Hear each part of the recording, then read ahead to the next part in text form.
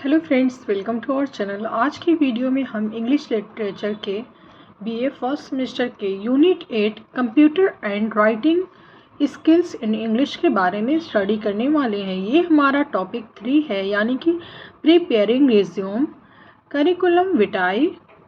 पहला इसमें है रिज्यूम, सेकंड हमारा है टाइप्स ऑफ रिज्यूम, यानी कि रिज्यूम के कितने टाइप्स हैं और रिज्यूम क्या है होता है और रिज्यूम के कितने टाइप्स होते हैं।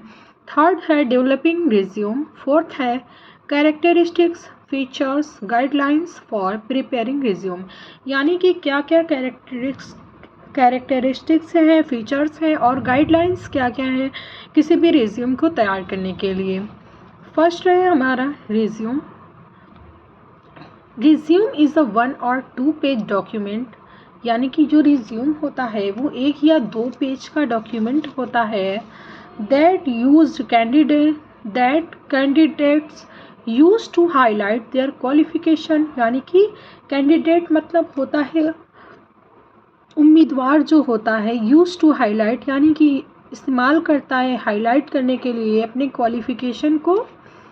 स्किल एंड वर्क, स्किल मतलब अपने कौशल को, उसे क्या क्या आता है, उसको किस चीज़ में दिलचस्पी है, वो क्या करना चाहता है। एंड वर्क एक्सपीरियंस, यानी कि उसका क्या क्या, उसने कितना काम किया है, कितने सालों टीचिंग की है, जो भी जॉब की है, पिछला जो एक्सपीरियंस है वो अपना बताएगा। वाइल अप्लाइंग, यानी कि जब वो अप्लाई करने जाता है फॉर अ जॉब, किसके लिए, जॉब के लिए। All the relevant information, relevant का मतलब होता है उपयुक्त, इंफॉर्मेशन यानी कि जानकारी जो होती है, उपयुक्त जानकारी। ऑल द यानी कि सभी उपयुक्त जानकारी अबाउट एन इंडिविजुअल, यानी कि व्यक्ति की, can be found in this resume, यानी कि वो जो रिज्यूम तैयार करता है वो सारा, यानी कि सभी इंफॉर्मेशन जितनी भी होती है एक व्यक्ति की, वो सारी इस रिज्यूम में क्या है, दिखाई जाती है। It is shorter than curriculum vitae, यानी कि यह छोटा होता है करिकुलम विटाई, यानी कि बायोडाटा, यह एक शॉर्टर बायोडाटा होता है। It should not be more than 2 page, यानी कि ये 2 पेज का नहीं होता, एक ही पेज में ये सब कुछ दिखाया जाता है। टाइप्स ऑफ रिज्यूम, यानी कि रिज्यूम के कितने टाइप्स होते हैं। रिज्यूम इज ऑफ 2 टाइप्स, यानी कि 2 प्रकार के होते हैं। पहला है क्रोनोलॉजिकल रिज्यूम, यानी कि कालानुक्रमित। सेकंड हमारा है फंक्शनल रिज्यूम, यानी कि कार्यशील क्रियात्मक। पहला हमारा है chronological resume. This format of the resume, यानी कि जो फॉर्मेट है रिज्यूम का, is most frequently used by fresh post graduate, यानी कि ये बहुत ही आसानी से यूज़ किया जाता है। Most frequently used by fresh post, यानी कि फ्रेश पोस्ट के लिए ग्रेजुएट और graduate. Yet it is widely used by people, यानी कि ये पीपल के द्वारा यूज़ किया जाता है विद जॉब एक्सपीरियंस, किसके लिए, जॉब एक्सपीरियंस के लिए। द मोस्ट रिसेंट क्वालिफिकेशन, यानी कि जो रिसेंट क्वालिफिकेशन उसकी होती है, and work experience are presented first various names, यानी कि पहले वेरियस नेम में वो क्या करता है, प्रेजेंट होता है। Time periods and places of posting are mentioned, यानी कि टाइम पीरियड जो है, कितने साल का उसका एक्सपीरियंस है, और जगह का और पोस्टिंग आर, ये सारे उसके साथ along with the specification and description of previous job, यानी कि उसके साथ उसका जो वर्क एक्सपीरियंस है, टाइम पीरियड है, यानी कि कितने सालों तक उसने वर्क किया, और प्लेस है, जगह का नेम है, और पोस्टिंग वगैरह इसके साथ मेंशन होती है। और डिस्क्रिप्शन में जो प्रीवियस जॉब है उसके बारे में भी शो करना होता है। अब देखिए द एजुकेशनल क्वालिफिकेशन, यानी कि उसने पढ़ाई कितनी की है, and previous work profiles are mention in 2 separate section, यानी कि जो पढ़ाई एजुकेशन यानी कि क्वालिफिकेशन उसकी कितनी है, और प्रीवियस जो वर्क है, यानी कि पहले उसने जहाँ पे वर्क किया है, एक्सपीरियंस जो उसका है, वो 2 अलग अलग पार्ट में, यानी कि सेपरेट सेक्शन में शो किया जाता है। अब है हमारा सेकंड वाला फंक्शनल रिज्यूम, यानी कि कार्यशील क्रियात्मक। This type of resume is used by people who have work experience in diverse field, यानी कि ये उन व्यक्तियों के द्वारा यूज़ किया जाता है जिन्होंने बहुत सारे डाइवर्स फील्ड्स में काम किए हैं। It is also employed by those who have taken a break from their job, यानी कि ये उन एम्प्लॉय के लिए है जो अपने काम से लंबे समय से ब्रेक लिए हुए हैं। Their job due to various reason, यानी कि किसी वेरियस रीज़न की वजह से उन्होंने काम छोड़ दिया था और लंबे समय के बाद उन्हें फिर से जॉब यानी कि करना हो from their job due to various reasons. This format does not give too much importance, यानी कि ये जो फॉर्मेट है ये does not give यानी कि बहुत सारा ये इम्पोर्टेंस नहीं देता टू डेट्स एंड पीरियड्स को। It also paints out speciality skills which differentiate the person from others, यानी कि पर्सन से लेके अदर्स तक को ये डिफ्रेंशिएट करता है।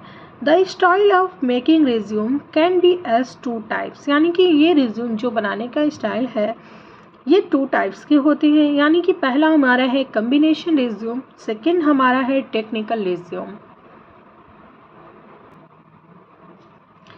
पहला हमारा है combination resume. The combination style is also called the hybrid style, यानी कि जो कम्बिनेशन स्टाइल होता है वो हाइब्रिड स्टाइल कहलाता है। As the name suggest it mixes the characteristics of both chronological, यानी कि जैसा कि नाम बताया गया है मिक्सेस ये कैरेक्टरिस्टिक्स का मिक्सेस होता है। Both chronological and the functional formats का ये मिक्सअप होता है। दिस फॉर्मेट वेरी फ्लैक्सीबल, ये फॉर्मेट क्या है बहुत ही ज़्यादा फ्लैक्सीबल होता है। सेकेंड है technical resume.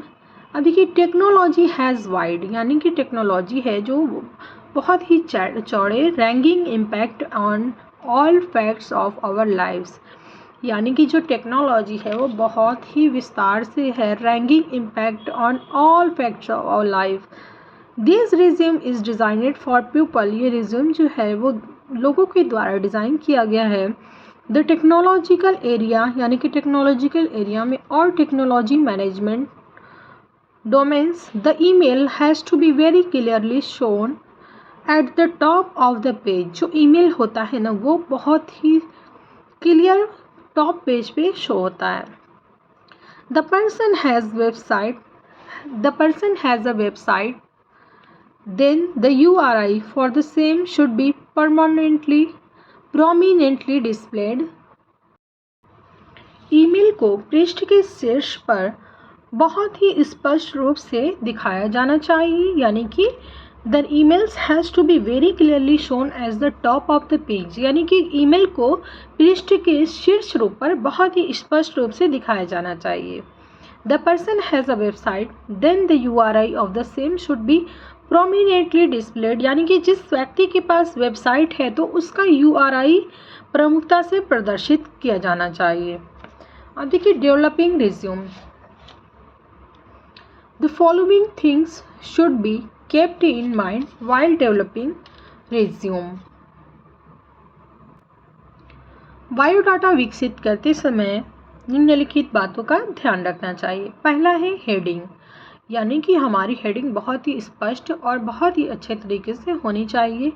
Career objective, educational qualification हमारी क्या क्या है, आपका मैंने इसका एक वीडियो बनाया हुआ है, मैं इसका लिंक जो है वो डिस्क्रिप्शन बॉक्स में आपको दे दूंगी, जिससे आपको आसानी से पता चल जाएगा कि किस प्रकार से रिज्यूम तैयार किया जाता है, CV जो है वो किस प्रकार से लिखी जाती है, किसी भी जॉब एप्लीकेशन के लिए आप किस प्रकार से राइट करेंगे उसमें आसानी से आपके लिए बताया गया है।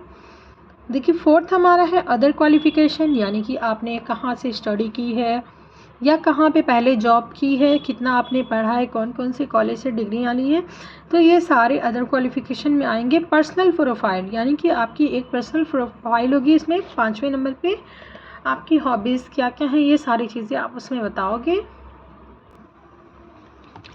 Characteristics, features, guidelines for preparing resume, यानी कि क्या क्या कैरेक्टरिस्टिक्स हैं, फीचर्स क्या क्या हैं, गाइडलाइंस क्या क्या है किसी भी रिज्यूम को तैयार करने के लिए। अब देखिए the resume should be word processor, यानी कि बायोडाटा जो है वो वर्ड प्रोसेसर होना चाहिए।